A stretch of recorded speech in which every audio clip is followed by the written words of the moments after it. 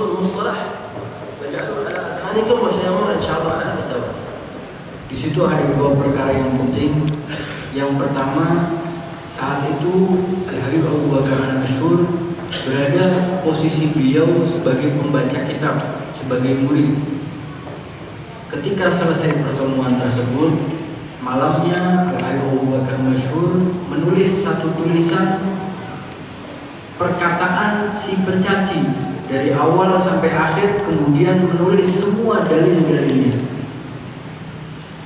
المسألة الأخرى أن الحبيب عبد القادر قال من الآن أوقفوا القراءة في كتب السلف وافتحوا كتب الصحاح والسنن وكتب الحديث الشريف. فكانت تلك فائدة. Yang kedua, Al-Habib Abdul Qadir bin Ahmad As-Segaf berbicara kepada hadirin murid-murid beliau, mengatakan sekarang kita berhenti mengkaji kitab-kitab salaf. Kita akan mengkaji kitab-kitab hadis Nabi Muhammad SAW. يقول الحبيب أبو بكر فمر معنا في مجلس من مجالس القراءة يوما حديث نبوي يقول فيه صلى الله عليه وسلم يوشك أهل العراق أن لا يصل إليهم قفيز ولا درهم. فقيل يا رسول الله من يمنعهم؟ العجم؟ أو قيل من يمنعهم؟ فقال العجم.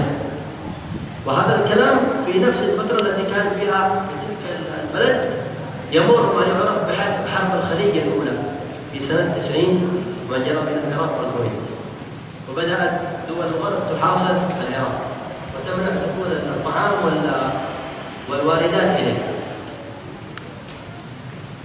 Ketika pembacaan kitab hadis tersebut dimulai dan dari masa-masa berjalan, suatu saat bertemulah Al-Habib Abu Bakar Masyhur membaca satu hadis tersebut, satu hadis yang penting di mana membahas mengenai fitnah. Hadis tersebut mengatakan bahwa suatu saat nanti dikhawatirkan akan terjadi fitnah di Irak sampai terjadilah kelaparan yang sangat luar biasa, bahkan penduduk Irak tidak sampai kepada mereka roti. Lebih dari itu mereka tidak memegang uang sama sekali. يقول الحبيب أبو بكر فسألت الحبيب عبد القادر هل هذا الحديث يقصد به ما يجري الآن في العراق في تلك المرحلة؟ قال له الحبيب فتشوا في شروح الحديث وتابعوا هذه المسألة.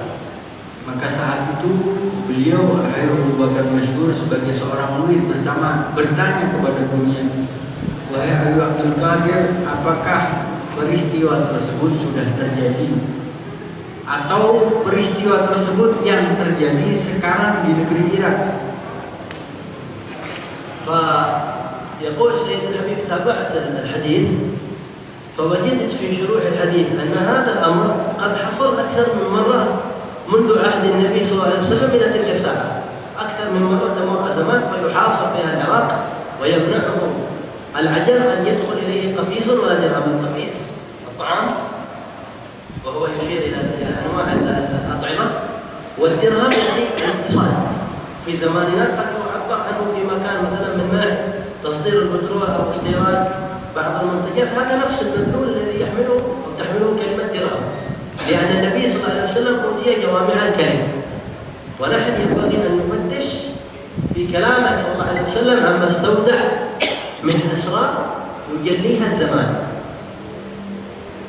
Maka beliau ketika ditanya dengan pertanyaan tersebut, beliau menjawab, cobalah engkau baca beberapa syarah dari kitab hadis-hadis tersebut.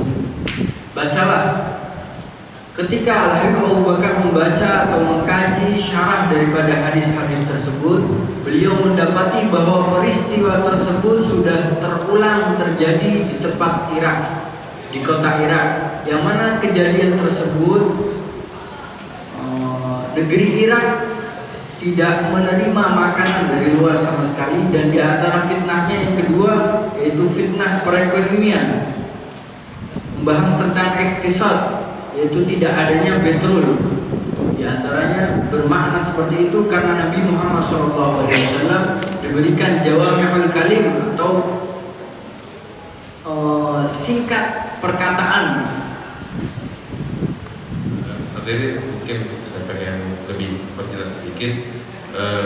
Barusan disebutkan bahwasanya fil hadis Rasul Shallallahu Alaihi Wasallam pernah bilang bahwasanya bakal datang saat, ini Nabi bilang di zamannya, bahwasanya negeri Irak akan kalau bahasa kita di embargo, ya, di embargo, yaitu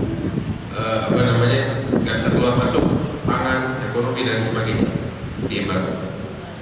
Kemudian ketika dibacakan hadis tersebut di majelis Nabi Abdul dan Benar Segar, guru kami yang Bakar Masyhur bertanya, Habib, apakah kejadian ini sudah terjadi dari sejak lama? Sebab ini kan ucapan Nabi 14 abad yang lalu. Atau pada saat sekarang ketika masa perang antara Irak dengan Kuwait, ya, Kuwait. Ketika itu embargo dari pihak luar dan lain sebagainya. Maka yang Abdul bilang, lihat dari kitab-kitab syarah hadis.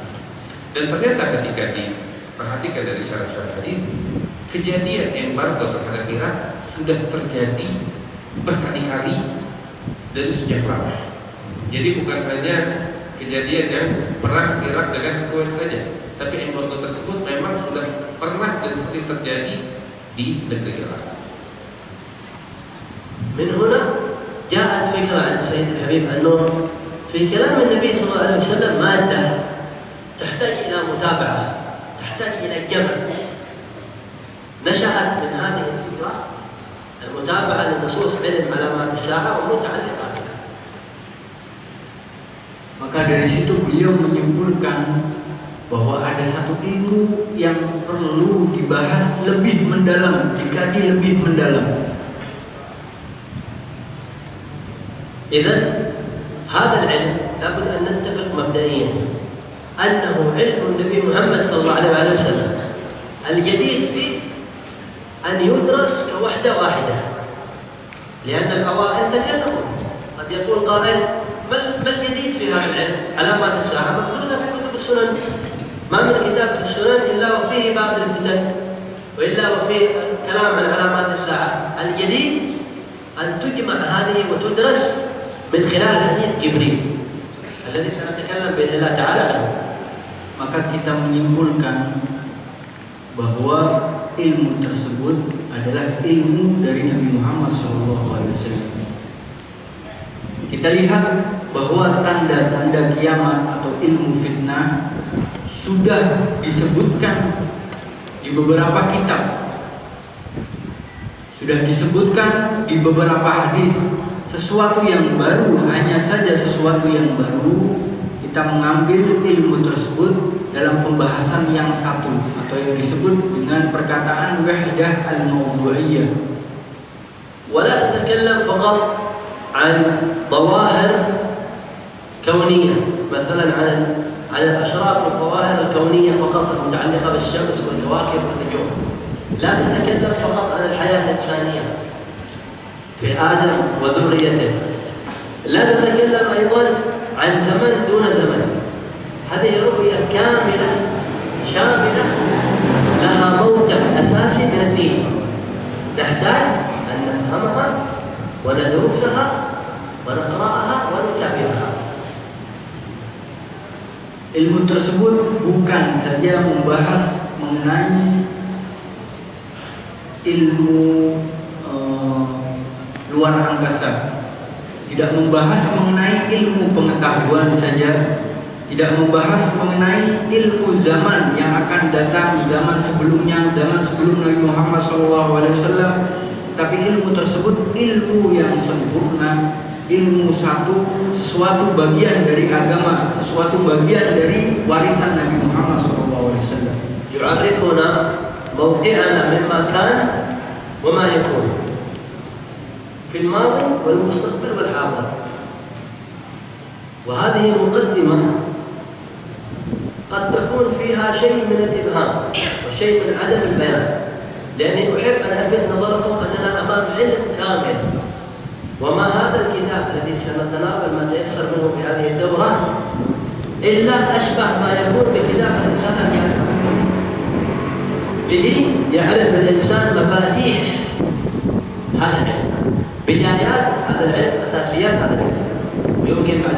يتسع ويتابع ويتوسع ويفهم شيئا فشيء وقتا بوقت حتى تتضح له كثير من الأمور. Dia mengatakan di antara hikmah daripada ilmu tersebut kita bisa mengetahui sesuatu yang telah terjadi dan sesuatu yang akan terjadi. Kitab yang sekarang berada di tangan kita adalah kitab pemula. Seperti dalam ilmu fikih ada yang namanya Safinah, ada yang namanya Risalatul Jami'ah. Dimulai dengan kitab yang kecil, dimulai dengan mustalahat yang kecil, kemudian memasuki sesuatu yang lebih dalam. Hadirin, yang disampaikan baru sekedar mukadimah. Mungkin saya ingin kasih ringkasan apa yang beliau sampaikan, sehingga mungkin lebih jelas lagi. Cuman pakai bahasa saya, ya bukan pakai bahasanya Syekh mungkin agak rumit sedikit. Sebenarnya kita saat ini melihat di negeri kita dan di dunia, dan juga secara khusus di dunia Islam, ketidakstabilan. Iya kan? Kita lihat saat ini ketidakstabilan. Kita lihat pertikaian, kita lihat perselisihan, kita lihat kehancuran bahkan di sini dan di sana. Itu yang kita saksikan.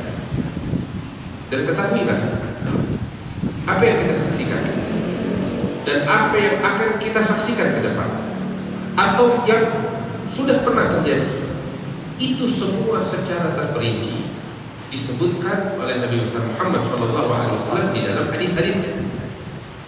Beliau menyebutkan akan terjadi ini, akan terjadi itu.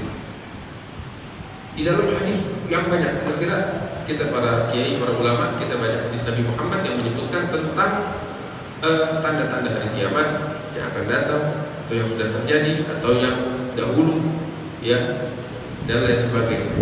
Namun dari apa yang disampaikan oleh Nabi Muhammad SAW, Nabi menyebutkan apa yang akan terjadi, dan juga Nabi menyebutkan tentang solusi, langkah yang harus kita ambil. Ini semua terdapat di dalam berbagai macam hadis yang sangat banyak,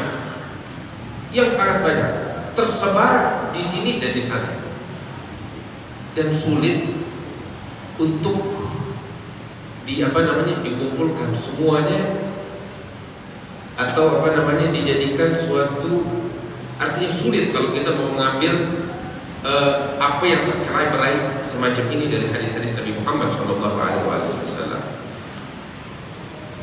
Mungkin saya ingin perjelas lagi, kita kalau belajar fikih ibadah, sholat, puasa, dan lain sebagainya, kan sekarang udah enak oleh para ulama kita, dikemas dengan kemasan yang mudah, udah tinggal ringkesannya, ada rukun, ada syarat, ya, ada dhawabitnya dan lain sebagainya. Itu semua apa yang kita pelajari dalam ilmu fikih diambil dari mana? Diambil dari hadis-hadis Nabi Muhammad SAW tentang ibadah, tentang lain sebagainya yang dibahas, dibikin hadis-hadis yang tercerai-berai di sini dan di situ, dikumpulkan oleh para fuqaha jadi satu, hingga dikemas dengan kemasan yang mudah, maka kita jadi suatu ilmu yang sempurna, ya kan? Ini ilmu fikih yang kita pelajari. Nah, ini ilmu fiqh tahawulat kurang lebih seperti itu, cuma beda pembahasan. Kalau orang tentang fikih, ibadah, sholat, dan lain sebagainya yang udah lengkap dari awal sampai akhir, ini ilmu tentang bagaimana menyikapi ketidakstabilan yang terjadi di dalam kehidupan kita. Sebab seperti saya katakan, ini semua dari sejak Nabi Adam, Nabi Muhammad sampai hari kiamat, ketidakstabilan, perubahan, kehancuran, ya, gejolak. Ini semua sudah disebut oleh Nabi Muhammad SAW di dalam hadis-hadisnya yang tercerai-berai di berbagai kitab-kitab hadis. Nah, ini perlu kasusnya sama seperti itu, seperti ilmu fikih, perlu dirangkum jadi satu, dibikin kemasan yang jelas, aturan-aturannya, rukun-rukunnya, syarat-syaratnya, dhabit-dhabitnya dan lain sebagainya. Nah, kitab yang namanya fikih tahawulat kurang lebih seperti fikih ibadah kayak begitu. Ini fikih bagaimana kita memahami ketidakstabilan, bagaimana kita menyikapi apa yang terjadi di tengah-tengah kita daripada gejolak, yang mana ini semuanya sudah disebutkan oleh Nabi Muhammad SAW. Saya kira jelas apa yang beliau bahas. Dan tadi beliau panjang lebar menyebutkan tentang sejarah. Mungkin ini baru bakal kita baru dengar istilah ini dan baru bakal kita. Sebenarnya ini bukan hanya baru, ya. Cuman dengan apa namanya, dengan istilah semacam ini ya baru. Tapi ilmunya udah ada sejak lama. Kita bakal dapetin kitab Al-Barzanji, Asyratus Sa'ah, hadis-hadis tentang apa namanya, apa yang akan terjadi, tentang tanda-tanda hari kiamat. Cuman ini dibikin dengan kaidah-kaidah semacam ini supaya kita faham. Jadi suatu ilmu yang sempurna ini akan dibahas. Saya kira jelas. Dan kita tentang ilmu ini, ilmu yang dinamakan dengan fiqhut tahawulat, ya. Al-Habib Abu Bakar beliau menulis buku-buku tentang ini banyak, dan kitab yang kita baca ini mungkin kitab pemula, dan masih ada kitab untuk jenjang berikutnya dan berikutnya dan berikutnya. Saya kira jelas.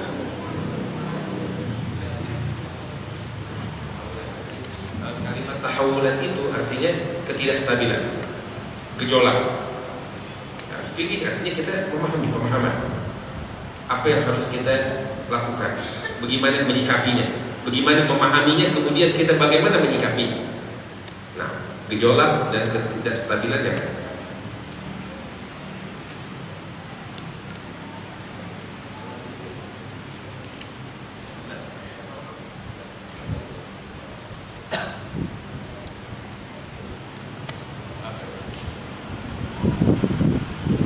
هذا الكتاب ابتدأه المؤلف بقول الله تعالى: فهل ينظرون إلا الساعة أن تأتيهم بغتة فقد جاء أشراطها فأنى لهم إذا جاءتهم ذكراهم. يشير إلى أن الساعة قبل أن تأتي ستأتي الأشراط، وهذه الآية الوحيدة في القرآن التي ذكرت الأشراط. ذكرت الساعة، ذكر علم الساعة، إليه يرد علم الساعة، لكن الأشراط لم تذكر في القرآن إلا في هذا الموضع فقط. فافتتح المؤلف الكتاب بها الآية هذا حتى يطمئن كل إنسان أن هذا علم الكتاب والسنة ليس مفصولا عنه قط. Dalam kitab yang kita pegang, ini kitab diawali dengan satu ayat di dalam Al-Quran, yaitu qauluhu ta'ala: fahal yanzuruna illa sa'ata tatihum baghtah faqad jaa'a asyratuha fa anna lahum idza ja'atuhum dhikrahum. Allah bilang dalam ini ayat di dalam surat Muhammad, apakah mereka menantikan kedatangan hari kiamat yang datangnya secara tiba-tiba? Tidakkah mereka menyadari bahwasanya tanda-tandanya telah datang dengan fi'il madhi, telah datang dari sebelumnya? Apakah mereka tidak menyadari itu? Mereka baru kaget ketika datang hari kiamat yang tiba-tiba. Tapi kenapa dari awal mereka nggak menyadari, padahal tanda-tandanya udah ada dari sejak sebelumnya? Nah, kalimat asyratuha, yakni tanda-tanda kedatangannya, di sini digarisbawahi ya oleh Allah Subhanahu wa taala, sehingga ini yang perlu kita pahami. ثم افتتح الحديث الذي هو المطلع النبوي بهذا الحديث العجيب: سيصيب أمتي في آخر الزمان بلاء شديد من سلطانهم. وهنا انقطاع من سلطانهم لا يبدو منه إلا ذكر 3 نماذج. العجيب في كلمة سلطانهم مباشرة تتجه الأذهان إلى الحكام. صحيح، كل إنسان يرى أن السلاطين هم الحكام والرؤساء والزعماء. أنتم اليوم ترون في الحياة المعاصرة أن السلاطين والحكام في أغلب بلدان المسلمين إن لم تكن كلها لا يملكون قرار، ويسيرون وفق سياسة تفرض عليهم بشكل أو بآخر. باختصار بدون أن نطيل بهذا المعنى. إذن فهناك مدلول آخر للسلطان. السلطان هنا الذي يتحكم في مصائرهم، وهي بلغة فقه التحولات. دائما كل ما نتكلم في هذا العلم سنقول بلغة فقه التحولات، لأننا نتكلم عن علم مستقل بمفاهيمه، بمصطلحاته، بعباراته، بضوابطه. لابد أن يفهم بهذه الطريقة حتى تجتمع الصورة المرادة منه من خلال كلام النبي محمد صلى الله عليه وسلم. فسلطانهم هنا المرحلة الجائرة بما فيها. وحتى قوله صلى الله عليه وسلم كلمة حق عند سلطان جائر، الآن روح إلى أي سلطان في العالم ولا رئيس كله مقلب بيت فيطرحك على رأسه مو يذهب منك أبدا، لأنه لا يمتلك قرار. إذا الكلام عن شيء آخر، عن الزمان الجائر والمرحلة الجائرة وثبات الإنسان فيها على الحق أمام هذه السلطنة للكفر والكافر الذي قال فيها النبي صلى الله عليه وسلم يؤول فيها أمر أمتي إلى الكفر وفي رواية إلى الكافر. Kemudian setelah dimulai dengan ayat, di sini dalam kitab yang kita baca dilanjutkan dengan suatu hadis dari Nabi Muhammad SAW yang diriwayatkan oleh Sayyidina Umar bin Khattab bahwasanya Rasulullah SAW bersabda, "Sayusibu ummati fi akhir zaman bala'un syadidun min sultanihim, la yajibuhu illa rajulun fil akhir." Di sini Rasul bilang bahwasanya sayusib kelak akan menimpa kepada umatku di akhir zaman ujian, cobaan yang sangat berat yang datangnya dari penguasa mereka. Lihat di sini Nabi menyebutkan tentang apa yang akan terjadi, yaitu musibah bala yang sangat berat. Kemudian juga menyebutkan solusi, nggak bakal selamat kecuali apa yang disebutkan tadi. Hadirin wal hadirat, ketika mendengar ini hadis, yang pertama terlintas di benak apa? Penguasa. Langsung pikiran kita ke pemerintah. Iya kan? Ini memang kita saksikan saat ini. Gak cuma kita di sini, tapi juga di berbagai tempat. Ini yang bisa kita pahami. Tapi ambil kabar. Hadis Nabi Muhammad SAW tidak sempit penjelasannya kepada itu saja, tapi fiqhul hawulat yang akan berbicara tentang hadis-hadis tentang akhir zaman ini, membahas hadis-hadis tersebut lebih dalam lagi, bukan sekedar pemahaman dari segi kezahiran hadisnya, tapi lebih dalam lagi.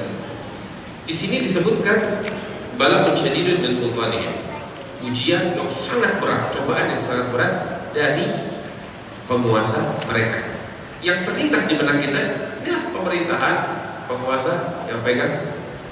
Tapi kalau kita lebih jeli, ya, penguasa-penguasa yang ada saat ini, khususnya di negara-negara Islam, saya mau tanya, siapa di antara mereka yang betul-betul pegang tongkat kekuasaan?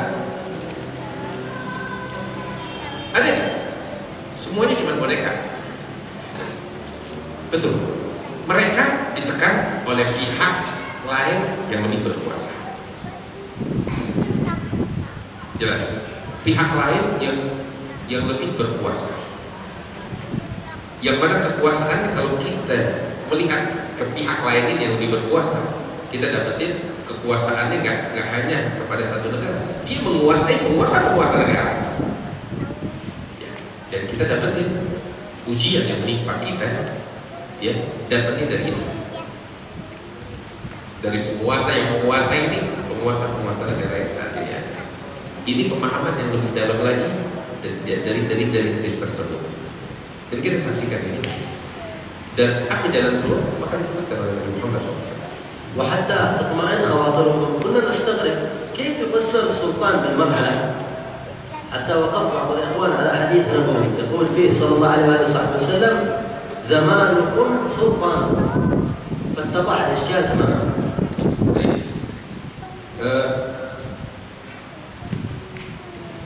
Yang saya sebutkan barusan,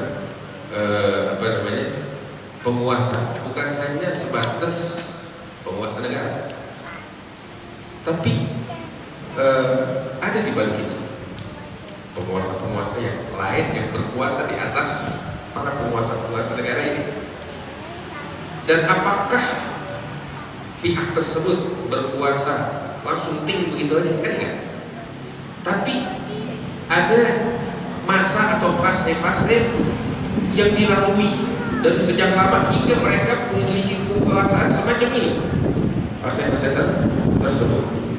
Nah, Beliau bilang mungkin untuk heran atau tanda tanya, Nabi nyebutin tentang penguasa negara, tapi juga bisa ditafsirkan dengan penafsiran yang lebih dan lebih seperti yang dijelaskan. Dan ternyata penafsiran yang dalam barusan ini juga dikuatkan oleh hadis yang lain. Oleh hadis yang lain, Rasulullah SAW bilang zaman itu sultan. Fase suatu zaman itu adalah penguasa yang sesungguhnya. Nah, ini fase zaman kita mungkin kalau kita katakan ya seperti ini. Dia yang berkuasa, bukan tokoh-tokoh yang berkuasa pada negara-negara. Saya kira demikian. إذن الذين ينجون من هذا البلاء ثلاثة نماذج. لو نظرتم إليهم، رجل عرف دين الله بلسانه ويده وقلبه، فذلك الذي سبقت له السوابق. هذا إنسان عرف دين الله واتجه فيه اتجاه حقيقي بلسانه ويده وقلبه، هذا صاحب سابقة سعادة. والثاني رجل عرف دين الله فصدق به، لكن لم يكن له منهج في العمل كافي، وللأول عليه درجة، وللأول عليه سابقة. والثالث رجل عرف دين الله فسكت، فإن رأى من يعمل بخير أحبه عليه، وإن رأى من يعمل بباطل أبغضه عليه. فذلك الذي ينجو على إحضانه، ينجو على ما يحضنه. الذي أريده من هذا الحديث وهو الذي يستفاد كضرورة وضع هذا الحديث كمقدمة للكتاب هذا كله. ما هو الرابط بين الثلاثة نماذج؟ رجل عرف دين الله. معرفة دين الله عز وجل هي التي ينجو الإنسان بها على اختلاف نتائج هذه المعرفة. قد المعرفة تنتج له منهج عملي في لسانه ويده وقلبه، وقد تنتج له التصديق فيقر في قلبه مثل قوله صلى الله عليه وسلم هناك في الحديث لما قال من رأى منكم منكرا إلى أن قال فبقلبه وذلك أضعف الإيمان. والثالث رجل عرف دين الله لم ينتج له أي شيء إلا أنه أحب أهل الخير وأبغض أهل الباطل. لكن الرابط بين النماذج الثلاثة المعرفة لدين الله عز وجل.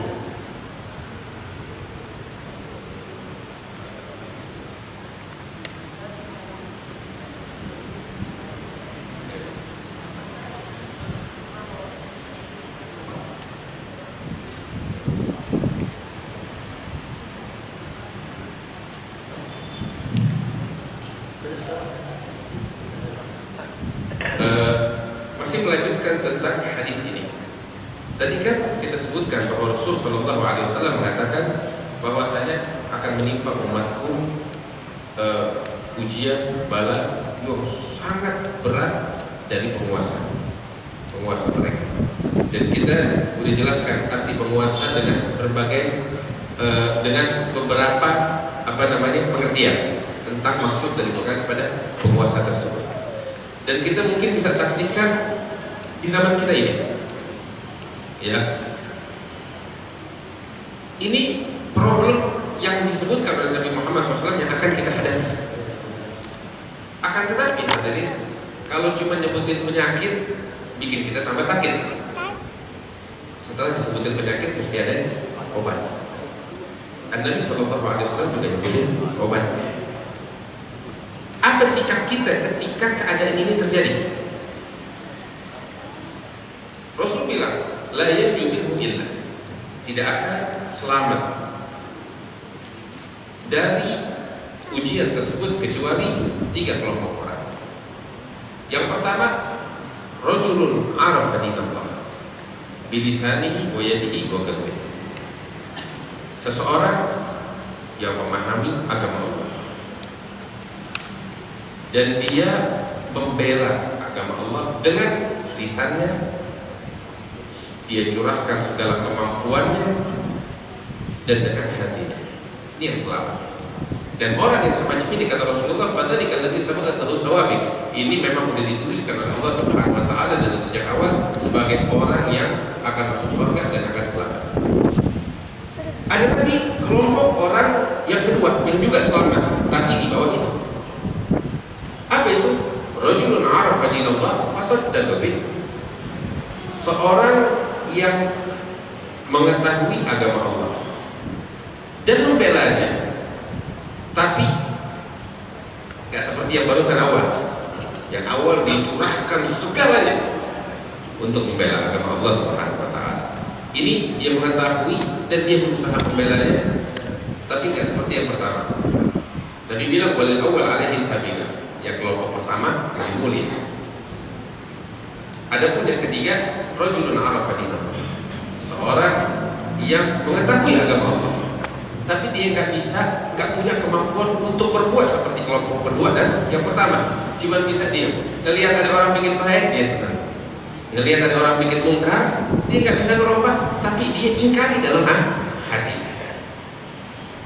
Nah, ini 3 kelompok orang yang saat ujian tersebut datang, dia akan selamat. 3 macam orang. Maratib, martabat yang tertinggi, yang tengah-tengah, dan yang paling bawah. Ya. Dan mereka dengan ciri masing-masing, tapi ada satu kesamaan dari ketiga kelompok orang tersebut dari hadis ini. Apa kesamaannya? Ada yang tahu nggak kira-kira di sini? Satu kesamaan kalau kita perhatikan, semuanya sama dalam satu hal. Rajulun arafa dinahu, orang yang memahami agama Allah. Orang pertama seperti itu, orang kedua seperti itu, orang ketiga seperti itu, memahami agama Allah. Kemudian respon dia setelah perilaku dia setelah memahami agama Allah, itu yang membedakan. Ada yang berjuang dengan segalanya, ada yang dengan kemampuan yang terbatas, ada yang nggak bisa sama sekali, tapi dengan وقد يكون في أذهانكم الآن عدد من التساؤلات. عندما تسمعون هذا الكلام ستنقطع في الأذهان أعداد من التساؤلات والأسئلة والاستشكالات. ضعوها في الأذهان فإن الكلام سيوضح بعضه بعضا. وأريد أن ألفت مرة أخرى نظركم إلى كلمة دين الله. دين الله بكافة جزئياته، ومنها علم الساعة،